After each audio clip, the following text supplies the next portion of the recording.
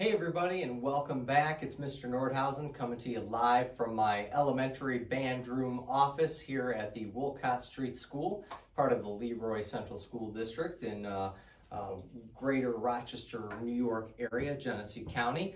Today we're going to be tackling a fun mallet solo called Power Flight by prolific composer Thomas A. Brown. Chances are you have heard of the name or performed one of his pieces, or if you're a fellow adjudicator and educator like myself, you're familiar with it and you've heard his solos performed many times. Power Flight is a NYSMSA, New York State School Music Association Level 3 solo.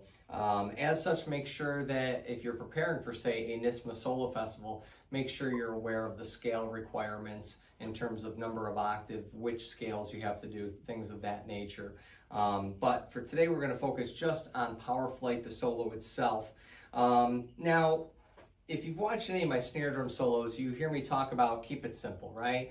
When we're first learning a snare drum solo, we eliminate rudiments, we eliminate rolls, things like that, and we just focus on the basic rhythm. You could do that for a mallet solo as well. You could pick up your mallets, you could even play it on a drum pad, you could pick one note, and you could play the whole thing just on one note rhythmically, so you could focus on that. So for example, the first four measures of Power Flight would be 1 E into 2 E into 3 and 4, 1 E into 2 E into 3, rest, 1 E into 2, 3 E into 4, 1 E into 2, 3 E into 4. And you could do that and go through the whole solo that way, and there's nothing wrong with that, and it's a great way just to get the rhythm down, and then you can start to add elements back in, like the actual pitches. So again, the first four bars with the correct notes now, you'd go 1 E into 2 E into 3 and 4, 1 E into 2 E into 3, 1 E into 2, 3 E into 4, 1 E into 2, 3 E into 4. So there's the rhythm with the correct pitches, the correct notes. And then, you could add dynamics in and everything else after that. So really, there's not too much more to explain here. There is a repeated rhythmic motif. That means a certain rhythmic pattern that gets done over and over again. And it is those 16th notes of 1 E into 2 E into 3 and 4. You hear that one a lot. Usually it's two groups of 16ths or one group of 16th. It's usually, going back and forth between two pitches next to each other, whether they be half step like E to F, or maybe whole steps like F to G. Okay, so we do get certain melodic riffs and rhythmic motifs and stuff that are repetitive throughout the piece, so do look out for that. We have some accidentals to watch out for. Starting right away at measure 8, there's a G sharp. If you're unfamiliar with accidentals, which if you're doing a level 3 solo, you should know your accidentals by now, but if you don't, down here on the keyboard, we've got our natural notes, A, B, C, D, E, F, G, okay? Up here on the groups of 2, 3, 2, 3, 2, 3, etc., these are called our accidentals. They are the sharps and the flats. So for example, like I said, at measure 8, we need a G sharp. Well, the reason why this middle note in a group of 3 is the G sharp right here is because here's G. And this note here, the G sharp, is slightly to the right of the G. And when we go to the right on a mallet instrument, we go higher. Okay? When we go to the left, we go lower. Right? You can hear the pitches go down. So this middle note in a group of 3 accidentals is a G sharp, because here's G, and this is slightly to the right. It's slightly higher. It's also an A flat, same note, G sharp, A flat, G sharp, A flat. It's the same note, because here's an A, and this note in relationship to the A is slightly to the left, slightly lower. So it's an A flat. Flat means to go down, sharp means to go up. So this note has 2 different names. It is a G sharp. It is also an A flat. We call that enharmonic equivalence, okay? If you want to get all fancy theoretical stuff here. So G sharp, A flat. But anyway, in the piece it's written as a G sharp, which is right here. We have a couple of those G sharps. We also have some F sharps, first note in a group of 3 accidentals. We have C sharps, first note in a group of 2 accidentals. And I think that's all we have for accidentals. That's correct. So G sharp, C sharp, F sharp. Those are the 3 accidentals we have. Everything else, living down here on the naturals. All right, this piece is supposed to be done at quarter note equals 96. I will do that for my performance video. But for right now, I'm going to do quarter note equals 62. Nice and slow, 30 clicks slow to help you learn it and go through it. Okay, here we go. Let me go hit the metronome. 1 and 2, and here we go, and.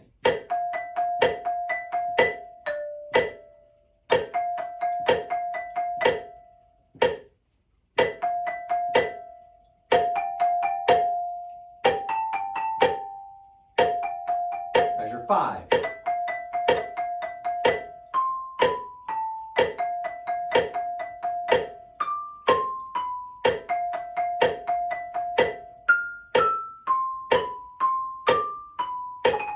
Measure 9.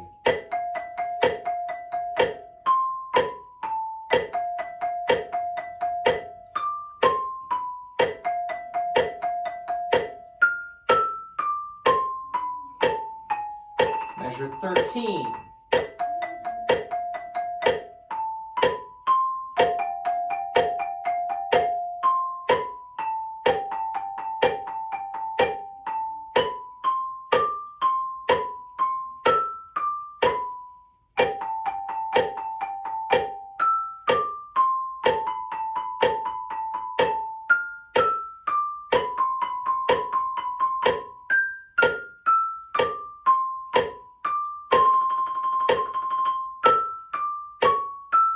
Measure 22.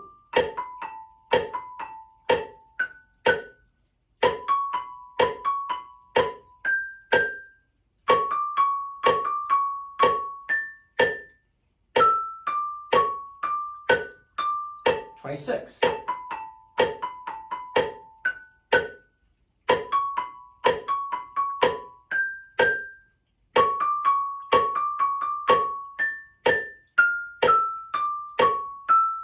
Measure 30.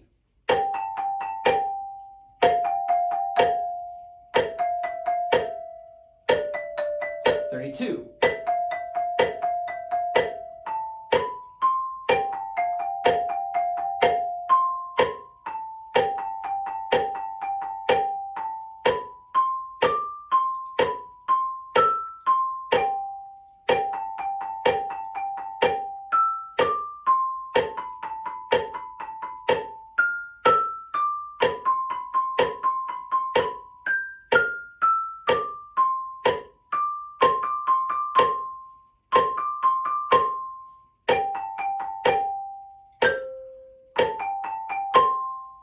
All right, so there's power flight at quarter note equals 62.